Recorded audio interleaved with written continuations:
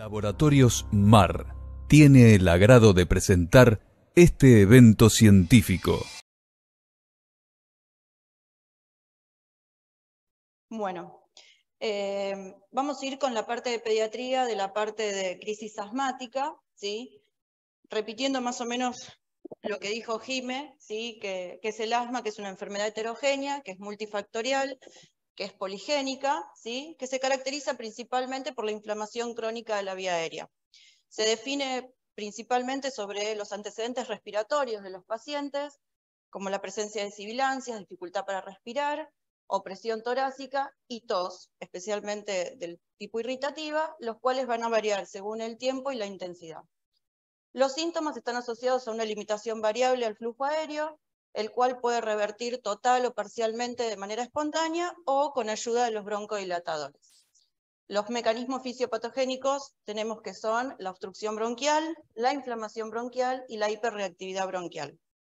El asma, como dijo Jime también, es una enfermedad frecuente, que es potencialmente grave, que es controlable pero no curable.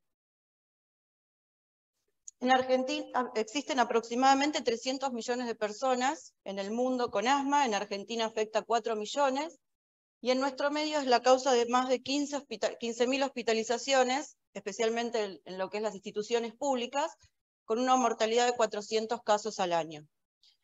Hay un estudio, que es el estudio ISAC, que utilizó pacientes pediátricos, que es para ver la prevalencia y algunas características de los pacientes asmáticos, que en Argentina marcó que la frecuencia de asma era mayor en los niños de entre 6 a 7 años, con un 16%, y entre los niños de 13 y 14, con un 10,9%. Y últimamente, desde 1980, se vio que la tendencia en la mortalidad por asma en Argentina se encuentra en descenso.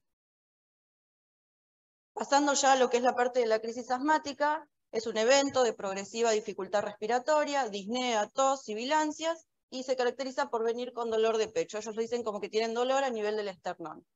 Se puede desencadenar por la exposición a diferentes estímulos, y los síntomas son resultado de la contracción del músculo liso bronquial, la inflamación y el edema de la mucosa en las vías aéreas.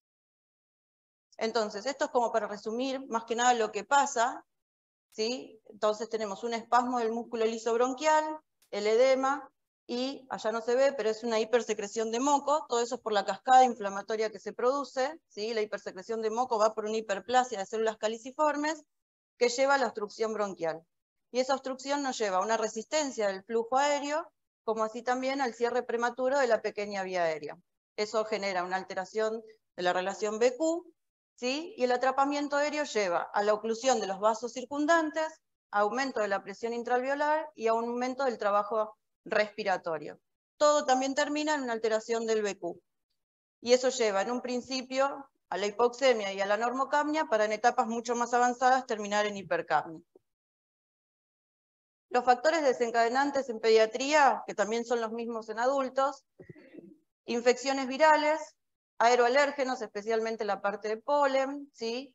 La actividad física o el juego en los nenes, aeroalérgenos como polvo, ácaros que aparecen en la superficie de lo que es, no me sale la palabra, como las alas de la cucaracha son, no me sale, y los ácaros del pelo de gato, de epitelio de gato. La polución ambiental, el humo del cigarrillo, hongos en el hogar, y menos frecuentemente en pediatría puede ser desencadenado también por medicamentos, especialmente la aspirina. Pero el 50-75% de las exacerbaciones son por las infecciones virales. El rinovirus es el más frecuente, los serotipos A y C son los que dan cuadros más severos. El rinovirus tiene circulación durante marzo y abril y septiembre y octubre, que si uno lo piensa coincide también con la época en donde comienza a circular los aeroalérgenos, donde tenemos mayor incidencia. Y esos ambos son los que actúan en forma sinérgica para aumentar el riesgo de hospitalización por una crisis asmática.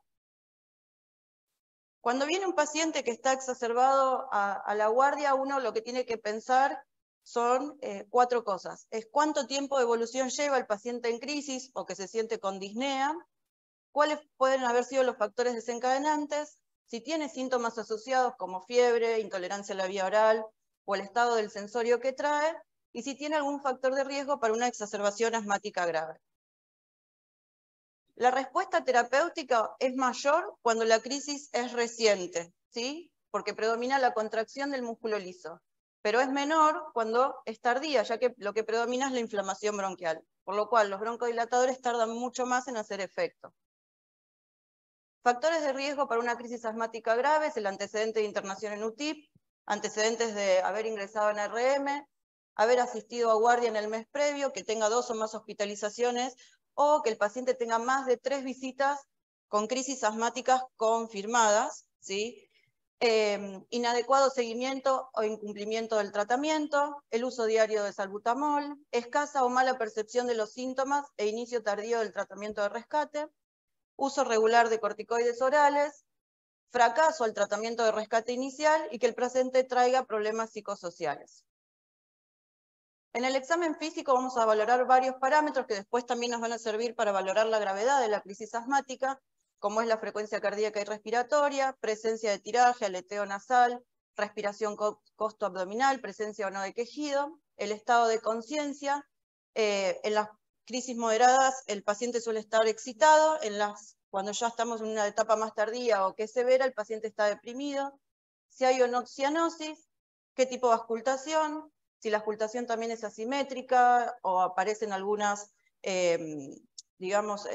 cuando uno hace la semiología, que aparezca broncofonía, un soplo tubario, que haya crepitantes, que haya silencio auscultatorio, ¿sí? O reconocer los signos también de claudicación, como que el paciente se presente con fatiga. La fatiga se ve representada, que no es lo mismo que la dificultad respiratoria. La fatiga es el paciente que yo lo llamo y de la silla al consultorio le costó un montón llegar, ¿sí? Que no puede ni caminar.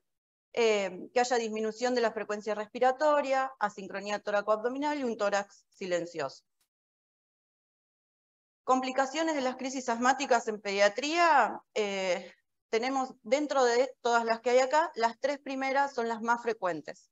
De las que más vemos son las primeras, que son las mecánicas, donde podemos asociarlos a neumotórax, a neumomediastino, a enfisema subcutáneo. El enfisema subcutáneo se ve un montón en los pacientes a veces internados, ¿sí?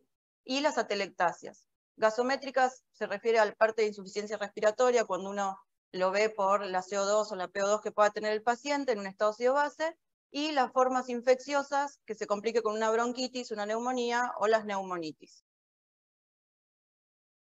Y luego lo que hacemos es estimar la gravedad de la crisis. Hay un montón, si ustedes se fijan, hay un montón de escalas de gravedad para una crisis asmática. Lo importante, todas más o menos miden los mismos parámetros, lo importante es que usemos todos la misma para que cuando uno hable o lo vean escrito en otro lado, entendamos de qué están hablando.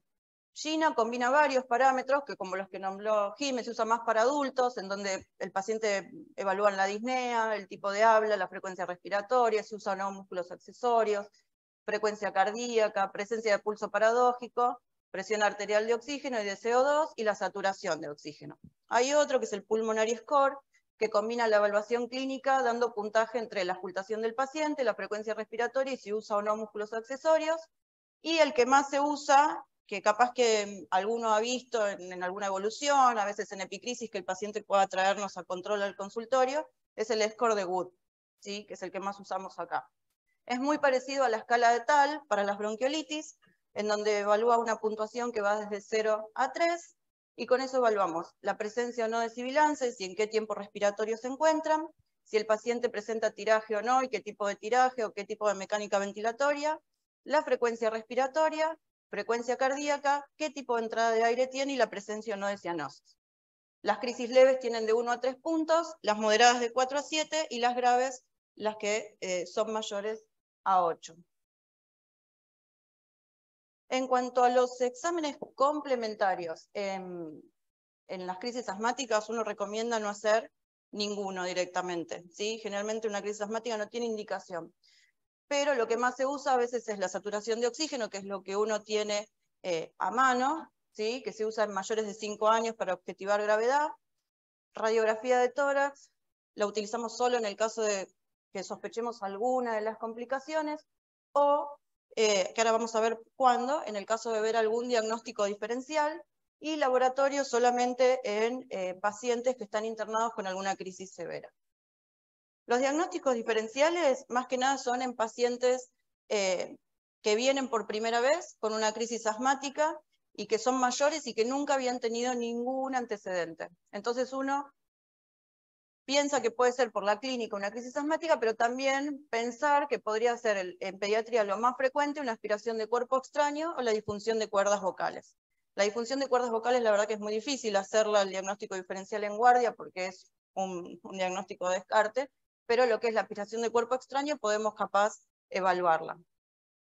Mucho menos frecuente, malformaciones broncopulmonares, la insuficiencia cardíaca aguda en pediatría casi ni se ve, las laringitis agudas, hay un montón de veces que pasa que pacientes vienen como si hubiese sido una crisis asmática, tienen tos laringia y lo que se ausculta es el estridor laringio que en vez de ser audible, tiene un estridor tan suave que se escucha como una sibilancia. Y lo diagnosticaron como laringitis aguda y es un paciente que se está nebulizando a morir con budesonide y que no le está haciendo nada.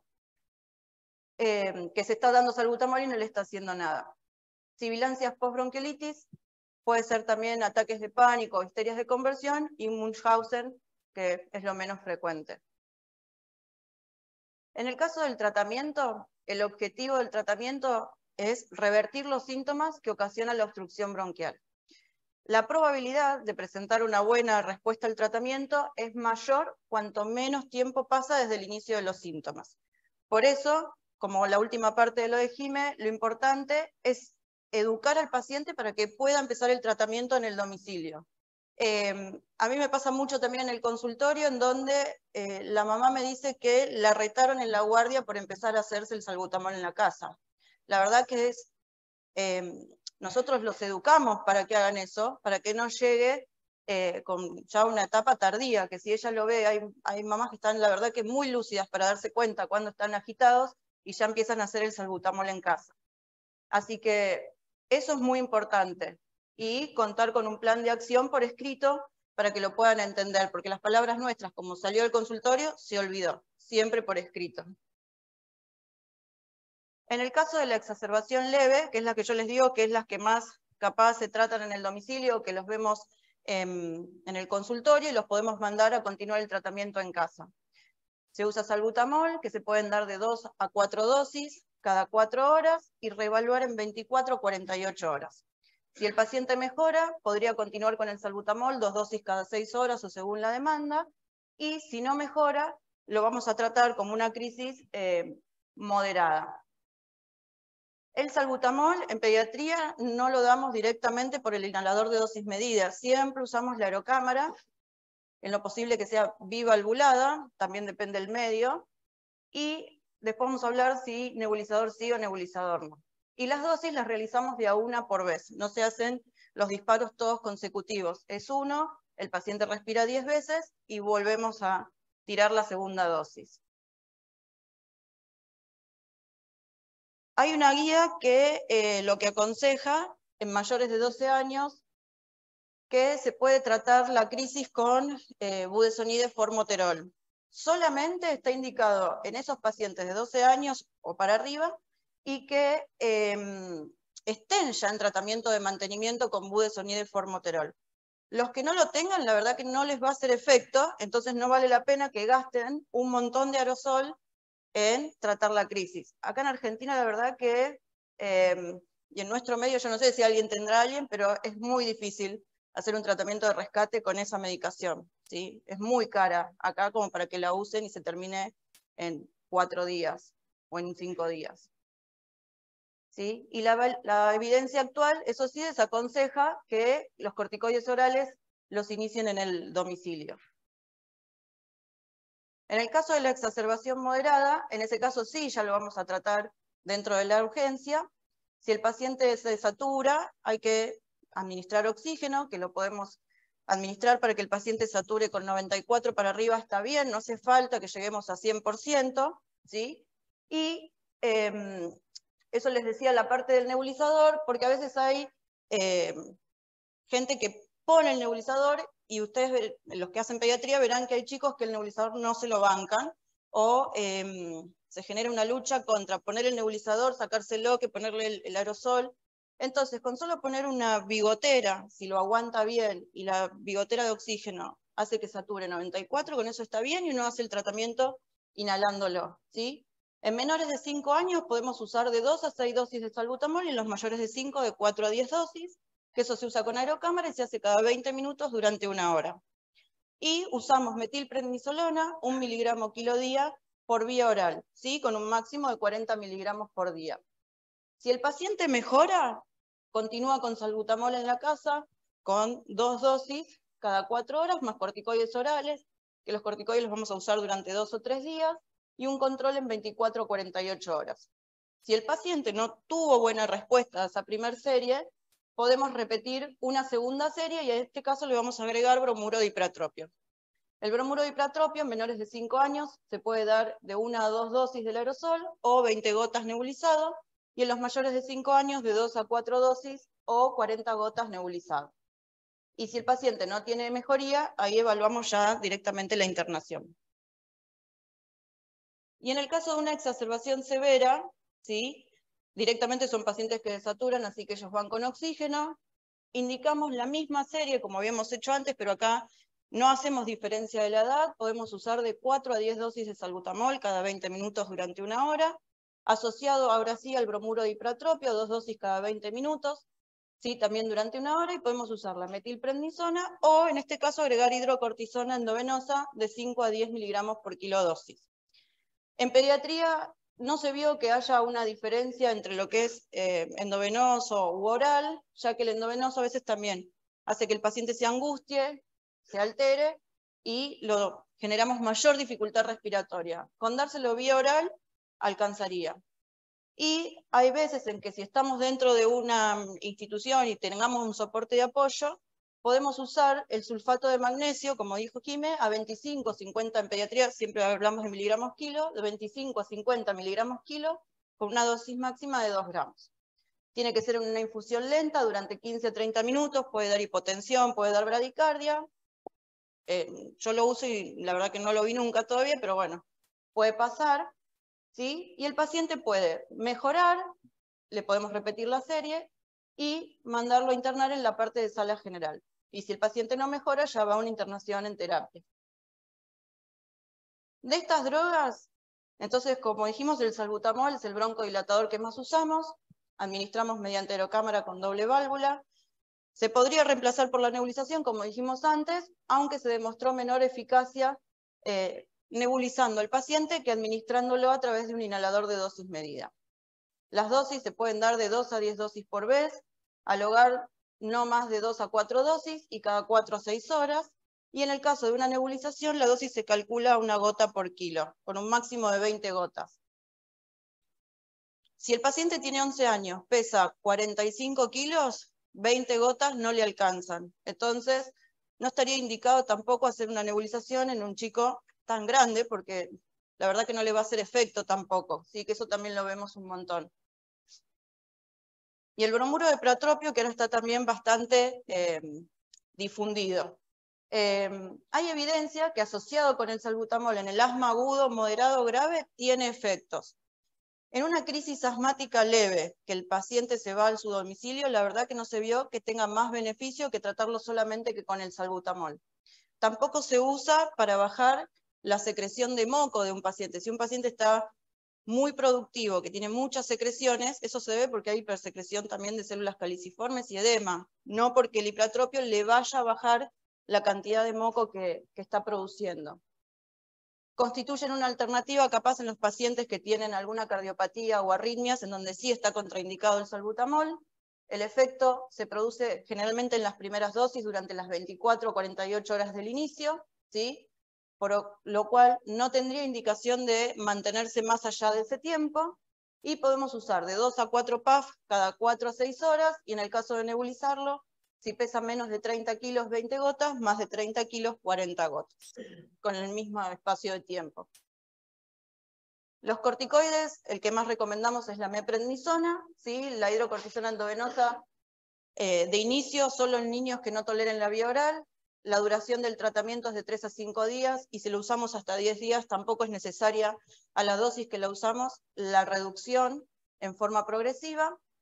interfieren en la síntesis de los mediadores proinflamatorios, previenen la migración y actividad de las células inflamatorias y aumentan la expresión de los receptores beta-2 en el músculo liso bronquial. Y ahí abajo yo dejo algunas de las dosis que generalmente usamos, principalmente metilprednisona o la betametasona. La betametasona se pueden dar hasta 4,5 miligramos por día, ¿sí? Bueno, y es lo que les había dicho antes, la administración de los corticoides por vía oral es tan efectiva como la vía parenteral. El oxígeno, mantenemos una saturación por arriba de 94, lo podemos dar a través de una cánula nasal, a través de un sistema Venturi o una máscara con reservorio. Después hay más cosas para administrar oxígeno, pero bueno, eso ya sería un tema más de internación, como ahora también está el CAFO, podemos hacerlo por asistencia mecánica, que a través de BNI o después en ARM, ¿sí? Bueno, y el sulfato de magnesio, que se demostró que cuando se administra por vía endovenosa durante la primera hora de ingreso, disminuye las posibilidades de la hospitalización y que los niños entren en asistencia mecánica. Por eso lo vamos a usar solo en crisis que sean muy severas. No se administra en bolo rápido, como dije antes, que puede producir hipotensión grave y bradicardia. Tratamientos que no recomendamos son la minofilina o teofilina, no tiene mayor efectividad que el salbutamol y la verdad que el rango terapéutico y tóxico son muy estrechos y uno puede pasarse. Y la adrenalina tampoco demostró ser más efectiva que el salbutamol y solo está indicada en exacerbaciones asmáticas que estén asociadas o a la anafilaxia o al angioedema. Criterios de internación, indicadores de riesgo de vida o asma casi fatal, exacerbación persistente a pesar del tratamiento inicial, la exacerbación anterior casi fatal, dudas acerca del cumplimiento del tratamiento al alta y las causas sociofamiliares. El asma casi fatal es una crisis asmática en donde el paciente ingresó a cuidados intensivos, requirió intubación orotraqueal, pudo haber tenido paro cardiorrespiratorio y presentó hipercapnia y o acidemia. Y en ocasiones este evento puede culminar con la muerte del paciente por lo que se denominó asma fatal. Factores de riesgo, hospitalización durante el año previo al evento, episodio previo de asma casi fatal, requerimientos previos de ARM, manejo médico de baja calidad, es decir, esto se refiere parecido a lo que decía Jimé antes, de que hay muchas veces que uno puede indicar un tratamiento, pero hay que ver si el paciente que nosotros tenemos puede conseguir ese tratamiento. También, a pesar de que tenga obra social, muchas veces también sale caro y tampoco tiene los medios como para conseguir ese tratamiento. Uso aumentado de agonistas beta-2, enfermedad psiquiátrica o trastorno psicosocial, el nivel socioeconómico y una percepción disminuida de los síntomas de obstrucción de la vía aérea, que son esos pacientes en los cuales está todo bien, uno le pregunta si tiene síntomas dentro de los periodos intercrisis, y te dice que sí, y cuando uno le hace una espirometría tiene un BEF que está por abajo del 70-60%, que para nosotros es de 80% para arriba lo normal, o que tenga un asma lábil. La hospitalización durante el año previo al evento es el factor de riesgo más determinante, y más si ya había ingresado UTIP. Refleja el asma más grave y mal controlada del paciente que usa salbutamol todos los días, ¿sí? Y es lo que yo decía, determina las dificultades al acceso al sistema de salud. El asma casi fatal puede ser de tipo 1 o de tipo 2, el del inicio lento es la de tipo 1, que es la que generalmente está asociada a las infecciones respiratorias como un desencadenante más frecuente, y la de tipo 2, de inicio súbito, es la que generalmente puede estar relacionada al estrés psicosocial, a los alérgenos respiratorios, al ejercicio, a algunos medicamentos, ¿sí? Pero es la que mejor respuesta tiene al tratamiento. Entonces, como conclusión, las crisis asmáticas se manifiestan con un amplio espectro clínico de severidad, tienen que ser evaluadas cuidadosamente para poder realizar un diagnóstico precoz e instaurar rápidamente el tratamiento.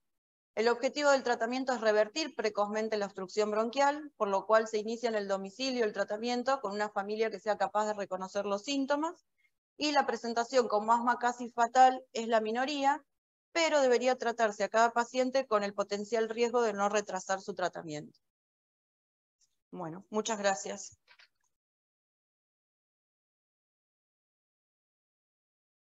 Pero muy bien, muchas gracias. Realmente disertaciones de alto nivel, la de las dos doctoras. Estamos viendo los comentarios de todo el país a través del chat de la propia plataforma Zoom, y realmente nos agradecemos a las doctoras porque es muy valorado en todo el país el aporte que ellas están haciendo. Como dijimos, bueno, cumplimos los horarios y ahora vamos a iniciar las preguntas. Primero vamos a permitir que ustedes desde aquí, los que están aquí en la Facultad de Medicina, en el auditorio de la Facultad de Medicina de la Universidad del Salvador en Buenos Aires, comiencen a hacer preguntas, y después yo tengo anotado más o menos 15 o 20 preguntas que nos han hecho de todo el país a través de la plataforma Zoom para las dos doctoras. Así que bueno, primero le damos el privilegio a ustedes, los que se han esforzado y que agradecemos mucho que se hayan acercado hasta aquí. A ver, ¿quién quiere hacer la primera pregunta?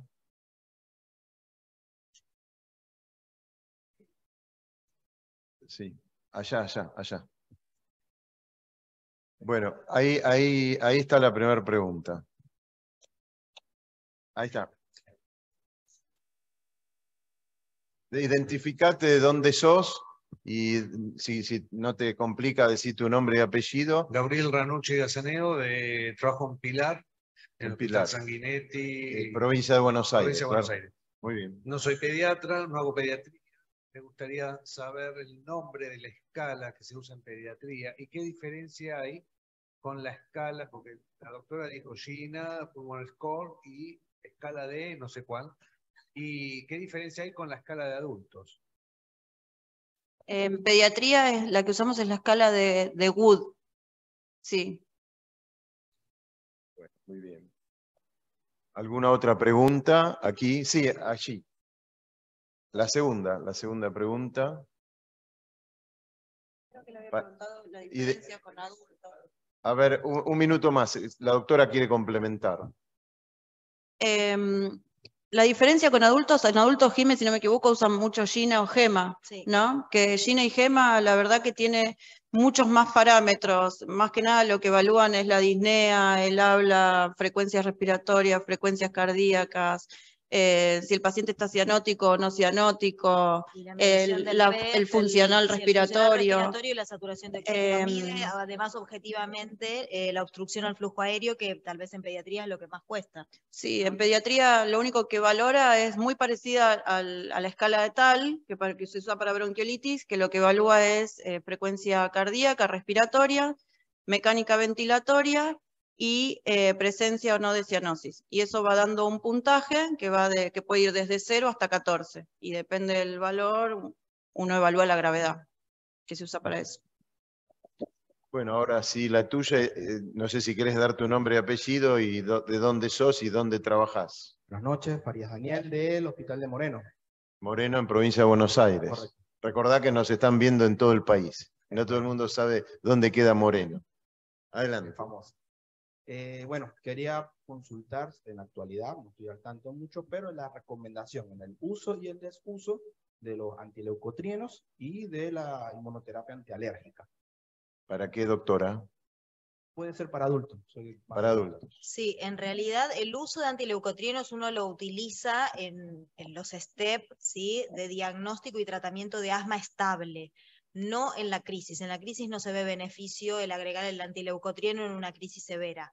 Y lo mismo de lo que es la inmunoterapia o, por ejemplo, en aquellos pacientes que están con tratamiento anti-IgE, o malizumab, ¿sí? Tampoco en la crisis no se observa, sino que esos ya son pacientes más de asma severo, de difícil control, donde los tenemos catalogados en otro escalón de tratamiento de asma, ¿sí? Estable, por así decirlo, no en la crisis, ¿sí? Un paciente que está con inmunoterapia puede tener una crisis asmática más allá de eso y no se da la inmunoterapia como tratamiento de la crisis.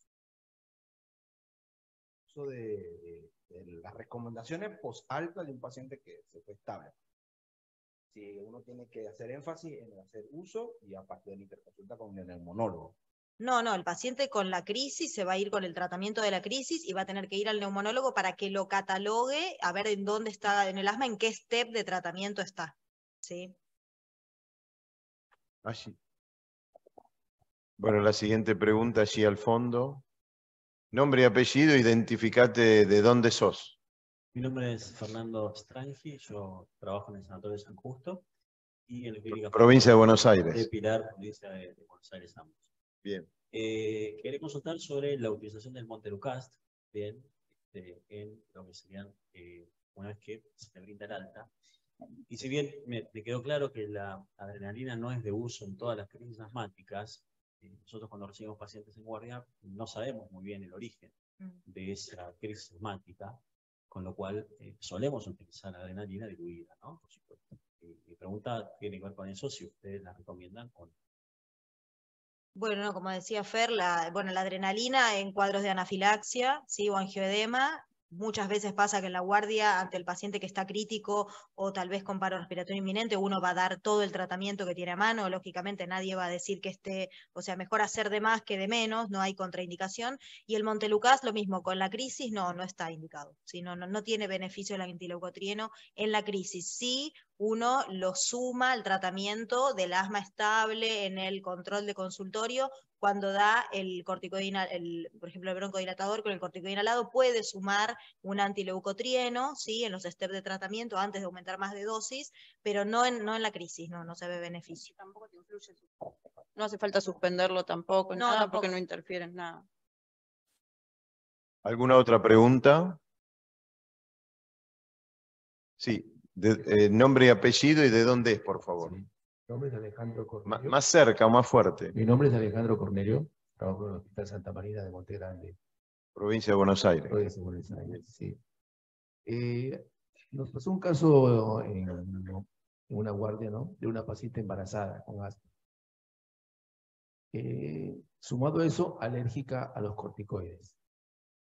Se nos complicó el cuadro porque solamente le damos, y en las guardias no hay a veces sulfato de magnesio.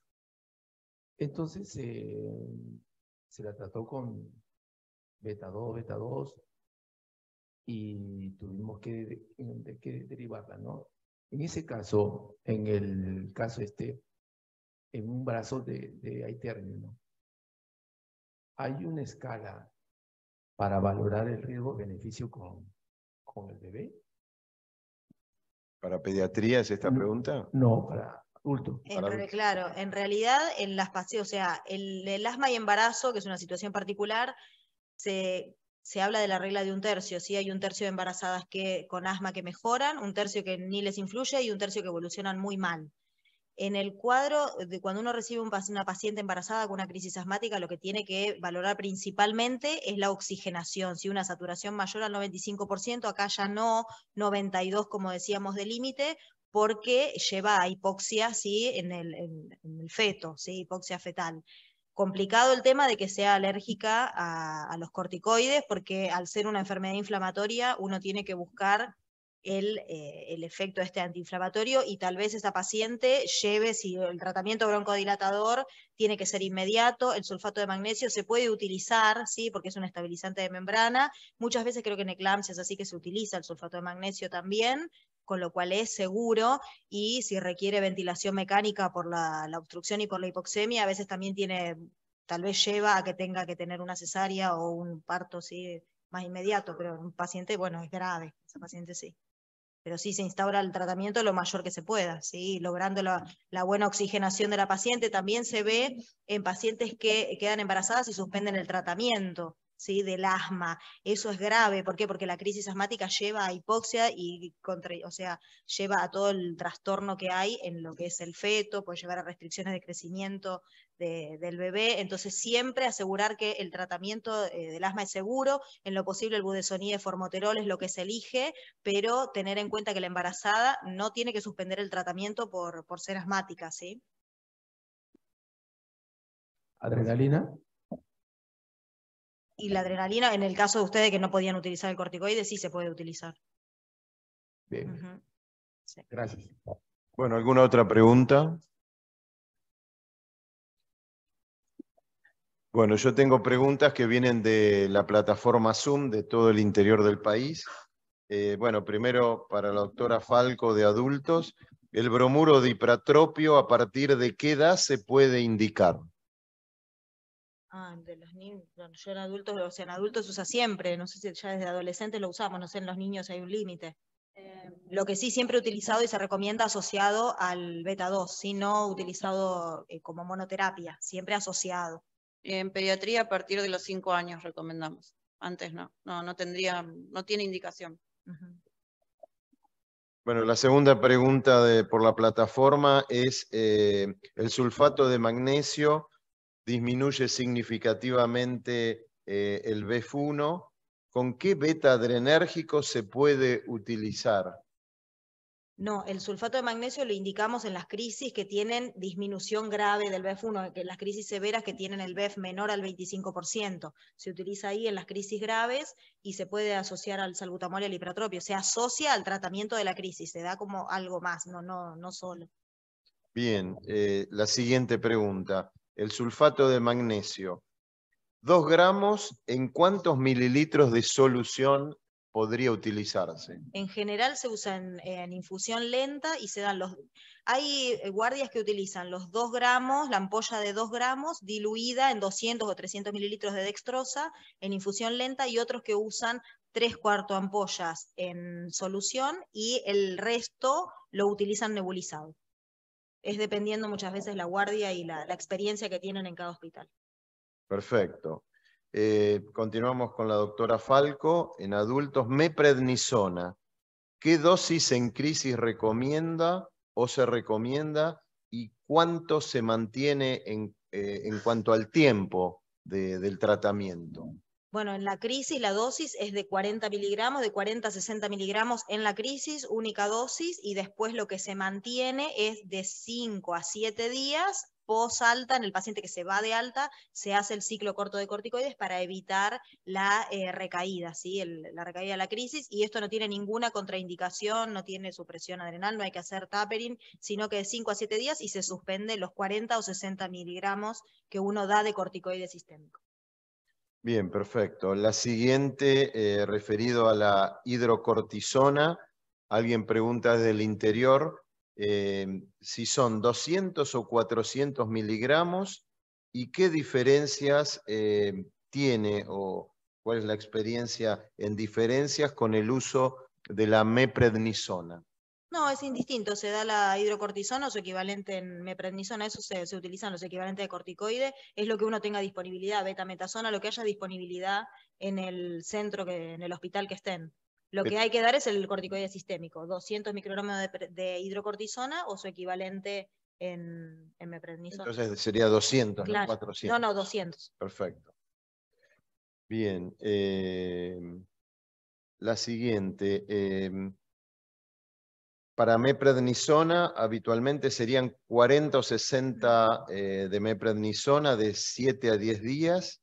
¿Se puede dar en pacientes con alguna infección importante concomitante este esquema terapéutico? Sí, se puede dar. Si no hay contraindicación con que tenga infección, un paciente que tenga neumonía, se puede dar el corticoide en ciclo corto. Perfecto, sí. Perfecto. Bien, y creo que sería la última para adultos, salvo que aquí después aparezcan otras.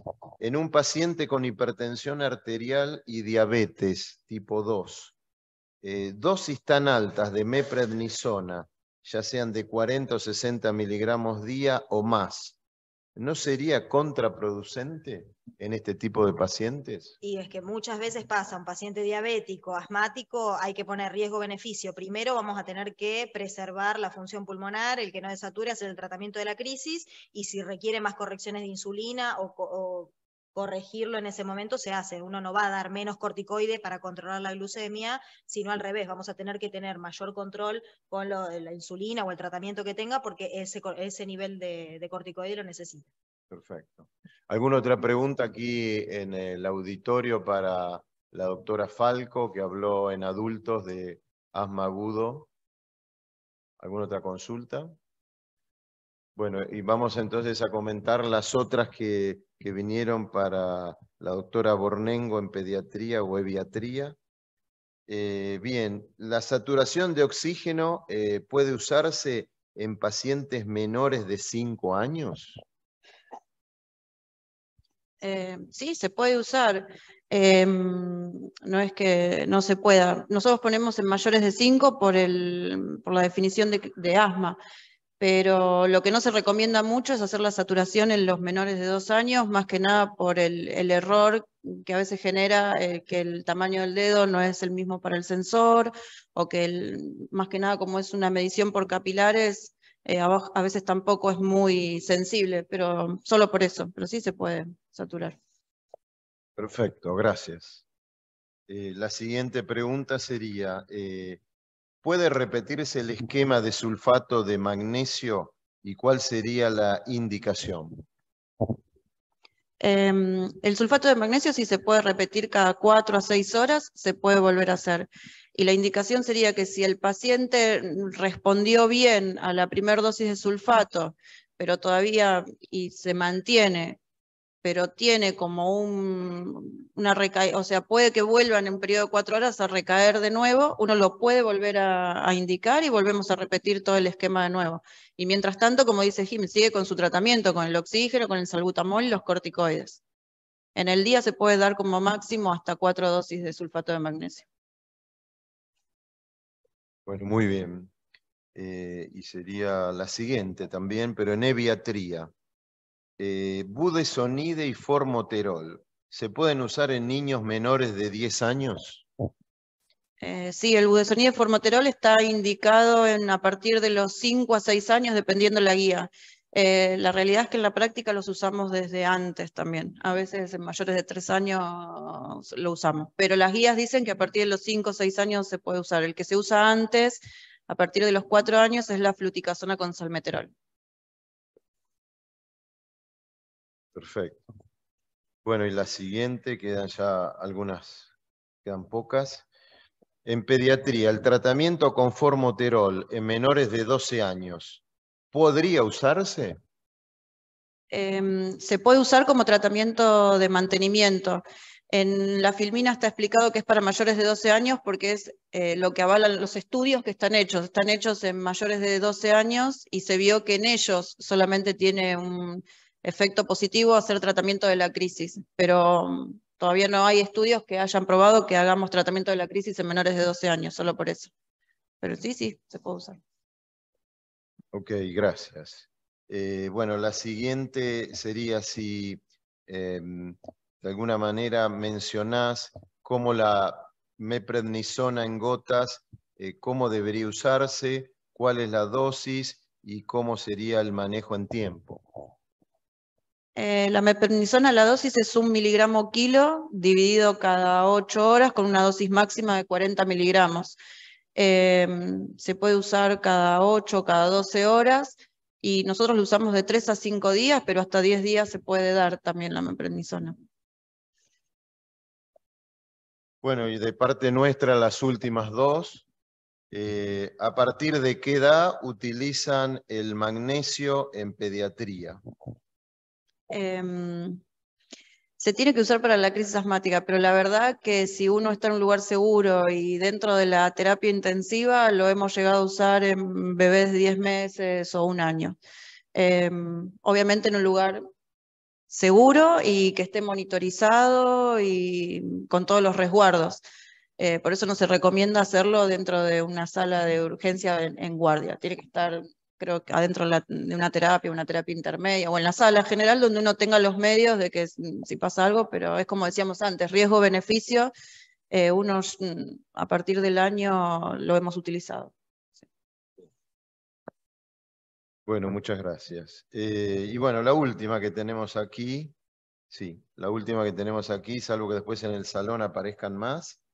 En menores de 1 año, ¿qué sugiere utilizar? ¿Salbutamol nebulizado? Como pregunta. ¿Cuál sería la dosis? O si debiera usarse en aerosol, y si es en aerosol, ¿también a qué dosis? La nebulización, la verdad que se vio que no tiene más efectividad que lo que es usarlo por aerocámara. Hay algunas aerocámaras que son un poco mejores que las otras porque un lactante no puede abrir la válvula de determinadas marcas. pero preferimos la dosis por el inhalador de dosis medida, los PAF. La dosis puede ser de 2 a 6 PAF en la guardia cada 20 minutos y en casa 2 PAF cada 4 a 6 horas. Y después no me acuerdo qué más sería. Y la nebulización es 1 gota por kilo y dosis máxima 20 gotas, en 3 centímetros de solución fisiológica. Sí. Y bueno, después hay una más, simplemente para que lo recuerdes. Preguntan, asma casi fatal, si podrías hacer una síntesis para tenerlo más fresco. ¿Cómo manejarse en este cuadro? El asma casi fatal es más que nada es como un diagnóstico en lo que es cuando uno va a evaluar el diagnóstico de asma. Es el paciente que en consultorio nos viene y tiene el antecedente de haber estado el último año o en los últimos 6 meses internado en terapia intensiva, o que presentó un paro respiratorio, o que tuvo más de 3 ingresos a terapia intensiva sin ventilación mecánica. A ese paciente lo consideramos como un asma casi fatal, y ese tiene obviamente mayor riesgo de en los próximos 6 meses de volver a presentar otra internación. Entonces ese es el que más esmero le ponemos en el tratamiento y el que más seguido lo vemos, más que nada ese. Bueno, muy bien. Bueno, ¿alguna otra pregunta aquí en el auditorio?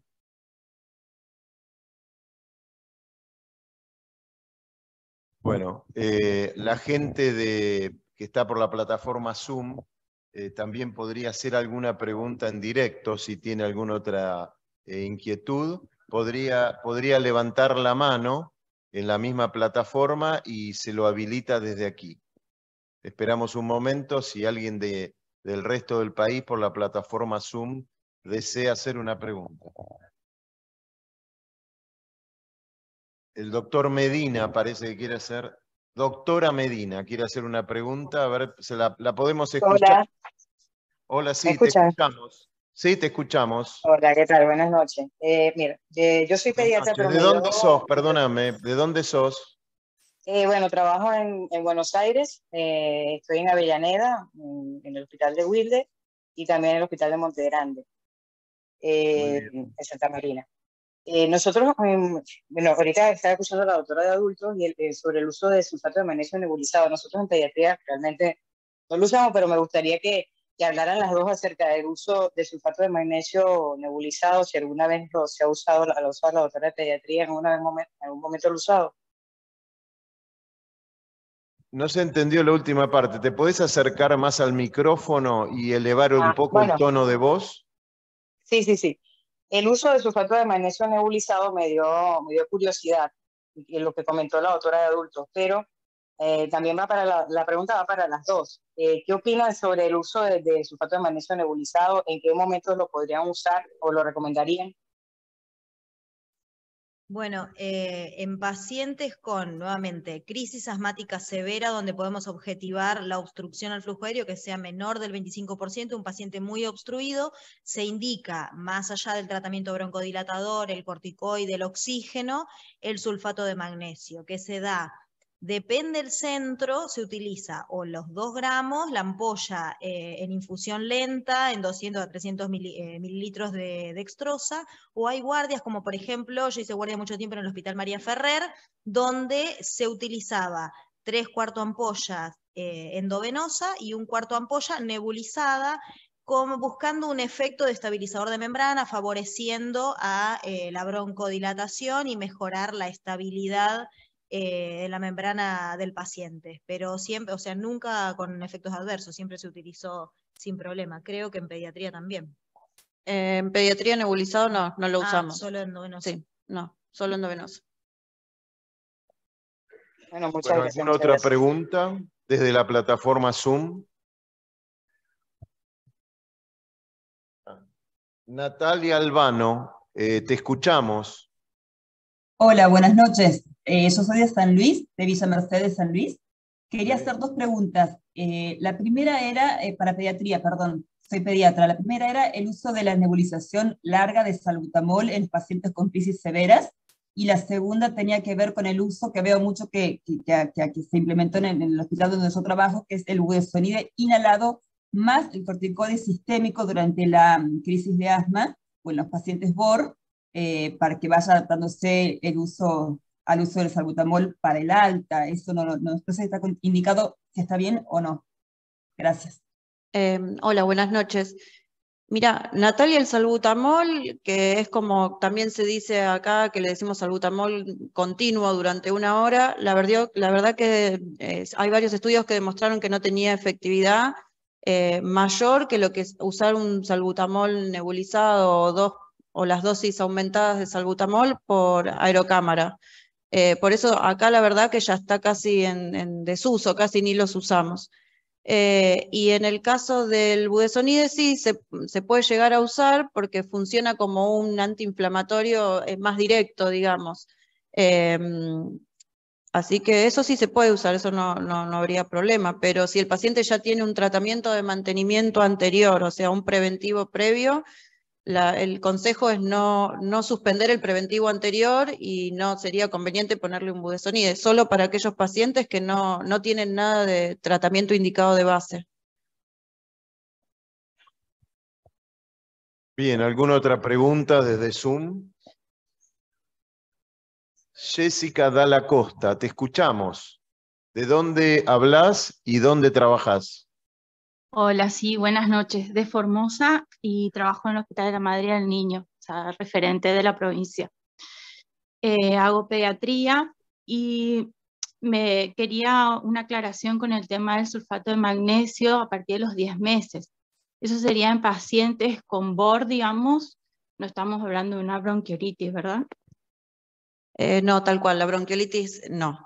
Es en pacientes BOR que están con una crisis broncoobstructiva severa, que están como casi digamos, a nada de ingresar en ARM.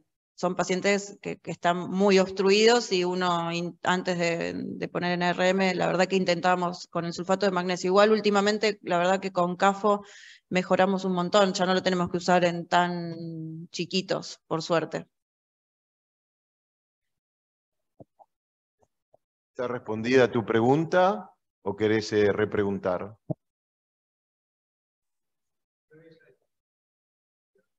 Bueno. ¿No? Bueno, aquí nos están informando que no tenemos más preguntas desde el resto del país por la plataforma Zoom. Aquí en el auditorio tenemos alguna otra. Acá tenemos otro más. Sí, Sandro Valareso. Sandro Valareso, ¿de dónde sos? ¿Dónde trabajás?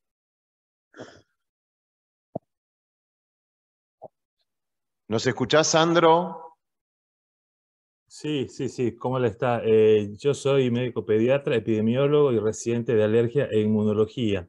¿De dónde sos? De Córdoba, Argentina. ¿De Córdoba, Córdoba capital? Capital, Córdoba capital, sí. Bueno, muy bien. Bien, mi pregunta es, para un paciente con un asma grave tipo 1 o tipo neutrofílico, un tratamiento inmunomodulador como un macrólido, si lo usan, ¿en cuánto tiempo la dosis para pediatría? Se podría usar, y lo que más se usa y lo que más está visto en la bibliografía es que se está usando la citromicina. Eso ya es tema, como que es un tema re largo, pero la citromicina se vio que podría funcionar como un desinflamatorio y lo que busca en un futuro es reemplazar un poco al no tanto uso de corticoides. Si uno quiere usar la citromicina, podés usar la citromicina durante 5 días. La claritromicina, la verdad que antes se pensaba que también podía ser un inmunomodulador, disminuye un montón las citoquinas proinflamatorias, pero la citromicina es mucho mejor, se da en una sola dosis por día y menos cantidad de días. Si usás la claritromicina, tenés que usar como 10 días. En pediatría se da con un jarabe que la verdad que el sabor a veces cuesta, porque es un granulado que cuesta también que se disuelva fácil y suele ser más emetizante. La citromicina la usamos 5 días.